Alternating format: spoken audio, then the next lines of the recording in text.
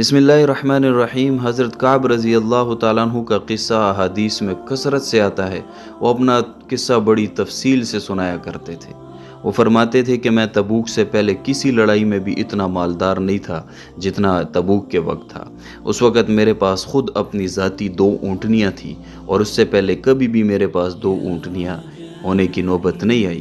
حضور اکرم صلی اللہ علیہ وسلم کی ہمیشہ عادت شریفہ یہ تھی کہ جس طرف لڑائی کا ارادہ ہوتا تھا اس کا اظہار نہیں ہوتا تھا، بلکہ دوسری جانبوں کے احوال دریافت فرماتے تھے۔ مگر اس لڑائی میں چونکہ گرمی بھی شدید تھی اور سفر بھی دور کا تھا، اس کے علاوہ دشمنوں کی بھی بہت بڑی جماعت تھی، اس لیے صاف اعلان فرما دیا تھا تاکہ لوگ تیاری کر لیں۔ چنانچہ مسلمانوں کی اتنی بڑی جماعت حضور صلی اللہ علیہ وسلم کے ساتھ ہو گئی کہ رجسٹر میں ان کا نام لکھنا بھی دشوار تھا، اور مجمع کی کثرت کی وجہ سے کوئی شخص اگر چھپنا چاہتا کہ میں نہ جاؤں نہ پتہ چلے تو دشوار نہ تھا۔ اس کے ساتھ ہی پل بالکل پک رہے تھے۔ میں بھی سامان سفر کی تیاری کا صبح ہی سے ارادہ کرتا، مگر شام ہو جاتی اور کسی قسم کی تیاری کی نوبت نہ آتی۔ لیکن میں اپنے دل میں خیال کرتا رہا کہ مجھے اللہ نے وسعت دی ہے، جب پختہ ارادہ کروں گا تو فوراً ہو جائے گا۔ حتیٰ کہ حضور اقدس صلی اللہ علیہ وسلم روانہ بھی ہو گئے اور مسلمان آپ صلی اللہ علیہ وسلم کے ساتھ ساتھ، مگر میرا سامان سفر تیار نہ ہوا۔ پھر بھی یہی خیال رہا کہ ایک دو روز میں تیار کر کے جا ملوں گا۔ اسی طرح آج کل پر ٹلتا رہا، حتیٰ کہ حضور صلی اللہ علیہ وسلم کے وہاں پہنچنے کا زمانہ تقریباً آ گیا۔ اس وقت میں نے کوشش بھی کی مگر سامان نہ ہو سکا۔ اب میں جب مدینہ طیبہ میں ادھر ادھر دیکھتا ہوں تو صرف وہی لوگ ملتے ہیں کہ جو پکے منافق تھے، جن کے اوپر منافقت کا داغ لگا ہوا تھا، یا وہ جو معذور تھے۔ اور حضور صلی اللہ علیہ وسلم نے بھی تبوک پہنچ کر دریافت فرمایا کہ کعب نظر نہیں پڑتے، کیا بات ہوئی؟ ایک صاحب نے کہا، یا رسول اللہ، اس کو اپنے مال و جمال کی اکڑ نے روکا۔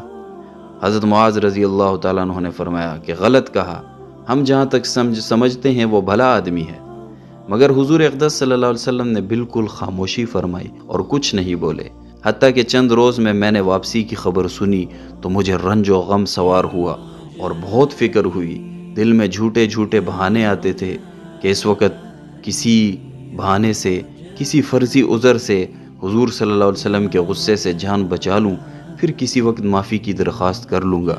اور اس بارے میں اپنے گھرانے کے ہر سمجھدار سے مشورہ کرتا رہا۔ مگر جب مجھے معلوم ہو گیا کہ حضور صلی اللہ علیہ وسلم تشریف لے ہی آئے تو میرے دل نے فیصلہ کیا کہ بغیر سچ کے کوئی چیز نجات نہ دے گی، اور میں نے سچ سچ عرض کرنے کی ٹھان ہی لی۔ حضور صلی اللہ علیہ وسلم کی عادت شریفہ یہ تھی کہ جب سفر سے واپس تشریف لاتے تو اول مسجد میں تشریف لے جاتے اور 2 رکعت تحیۃ المسجد پڑھتے اور وہاں تھوڑی دیر تشریف رکھتے کہ لوگوں سے ملاقات فرمائیں۔ چنانچہ حسب معمول حضور اکرم صلی اللہ علیہ وسلم تشریف فرما رہے اور منافق لوگ آ کر جھوٹے جھوٹے عذر کرتے اور قسمیں کھاتے رہے۔ حضور اکرم صلی اللہ علیہ وسلم ان کے ظاہر حال کو قبول فرماتے رہے اور باطن کو اللہ کے سپرد فرماتے رہے کہ اتنے میں بھی حاضر ہوا اور سلام کیا۔ حضور صلی اللہ علیہ وسلم نے ناراضگی کے انداز میں تبسم فرمایا اور احراز فرمایا۔ میں نے عرض کیا، یا نبی اللہ، آپ نے احراز فرما لیا۔ میں خدا کی قسم نہ تو منافق ہوں، نہ مجھے ایمان میں کچھ تردد ہے۔ ارشاد فرمایا کہ یہاں آ۔ میں قریب ہو کر بیٹھ گیا۔ حضور صلی اللہ علیہ وسلم نے فرمایا، تجھے کس چیز نے روکا؟ کیا تو نے اونٹنیاں نہیں خرید رکھی تھی؟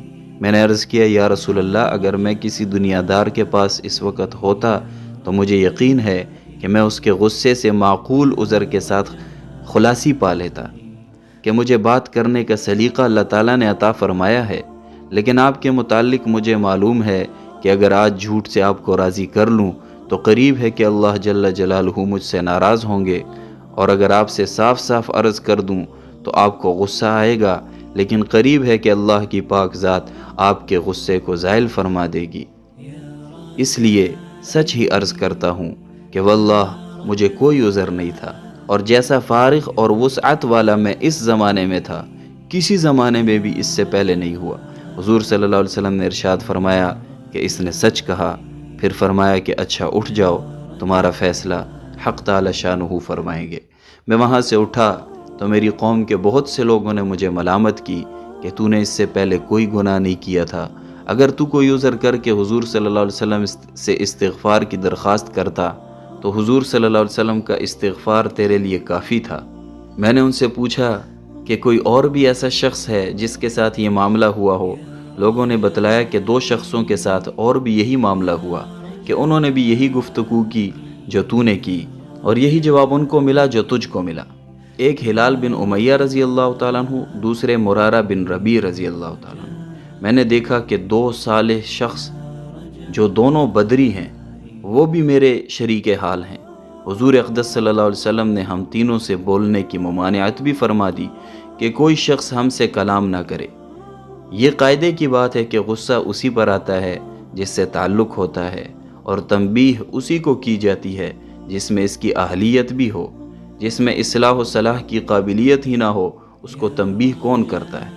کعب رضی اللہ تعالیٰ عنہ کہتے ہیں کہ حضور صلی اللہ علیہ وسلم کی ممانعت پر لوگوں نے ہم سے بولنا چھوڑ دیا اور ہم سے اجتناب کرنے لگے، اور گویا دنیا ہی بدل گئی، حتیٰ کہ زمین باوجود اپنی وسعت کے مجھے تنگ معلوم ہونے لگی، سارے لوگ اجنبی معلوم ہونے لگے، اور در و دیوار اوپرے بن گئے۔ مجھے سب سے زیادہ اس کا فکر تھا کہ میں اس حال میں مر گیا تو حضور صلی اللہ علیہ وسلم جنازے کی نماز بھی نہ پڑھیں گے، اور خدا نخواستہ حضور صلی اللہ علیہ وسلم کا وصال ہو گیا تو میں ہمیشہ ہمیشہ کے لیے ایسا ہی رہوں گا، نہ مجھ سے کوئی کلام کرے گا، نہ میری نماز پڑھے گا، کہ حضور صلی اللہ علیہ وسلم کے ارشاد کے خلاف کون کر سکتا ہے؟ غرض ہم لوگوں نے 50 دن اسی حال میں گزارے۔ میرے دونوں ساتھی تو شروع ہی سے گھروں میں چھپ کر بیٹھ گئے تھے، میں سب میں قوی تھا، چلتا پھرتا، بازار میں جاتا، نماز میں شریک ہوتا، مگر مجھ سے بات کوئی نہ کرتا۔ حضور صلی اللہ علیہ وسلم کی مجلس میں حاضر ہو کر سلام کرتا اور بہت غور سے خیال کرتا کہ حضور صلی اللہ علیہ وسلم کے لب مبارک جواب کے لیے ہلے یا نہیں۔ نماز کے بعد حضور صلی اللہ علیہ وسلم کے قریب ہی کھڑے ہو کر نماز پوری کرتا اور آنکھ چرا کر دیکھتا کہ حضور صلی اللہ علیہ وسلم مجھے دیکھتے بھی ہیں یا نہیں۔ جب میں نماز میں مشغول ہوتا تو حضور صلی اللہ علیہ وسلم مجھے دیکھتے، اور جب میں ادھر متوجہ ہوتا تو حضور صلی اللہ علیہ وسلم منہ پھیر لیتے اور میری جانب سے اعراض فرما لیتے۔ غرض یہی حالات گزرتے رہے اور مسلمانوں کا بات چیت بند کرنا مجھ پر بہت ہی بھاری ہو گیا۔ تو میں ابو قتادہ رضی اللہ تعالیٰ عنہ کی دیوار پر چڑھا۔ وہ میرے رشتے کے چچا زاد بھائی بھی تھے اور مجھ سے تعلقات بھی بہت ہی زیادہ تھے۔ میں نے اوپر چڑھ کر سلام کیا، انہوں نے سلام کا جواب نہیں دیا۔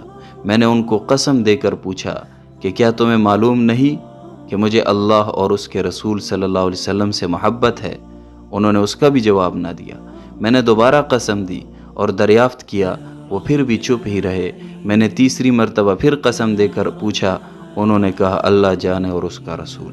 یہ کلمہ سن کر میری آنکھوں سے آنسو نکل پڑے اور وہاں سے لوٹ آیا۔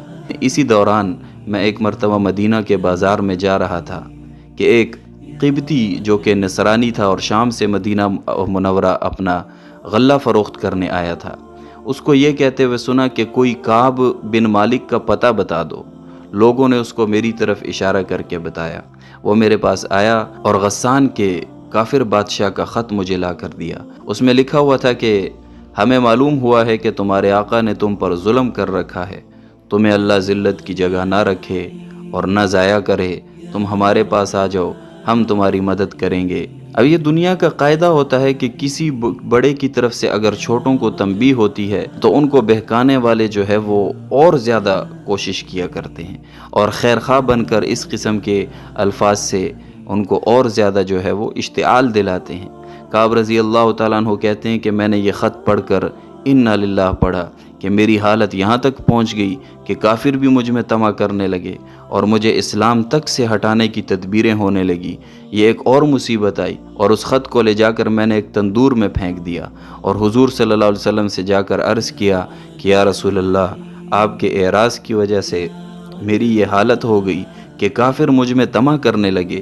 اسی حالت میں 40 روز ہم پر گزرے تھے کہ حضور صلی اللہ علیہ وسلم کا قاصد میرے پاس حضور صلی اللہ علیہ وسلم کا یہ ارشاد لے کر آیا کہ اپنی بیوی کو بھی چھوڑ دو۔ میں نے دریافت کیا کہ کیا منشا ہے، اس کو طلاق دے دوں؟ کہا نہیں، بلکہ علیحدگی اختیار کر لو۔ اور میرے دونوں ساتھیوں کے پاس بھی وہی قاصد یہی حکم لے کر گئے۔ میں نے اپنی بیوی سے کہہ دیا کہ تو اپنے میکے چلی جا، جب تک اللہ تعالیٰ اس امر کا فیصلہ فرمائے وہیں رہنا۔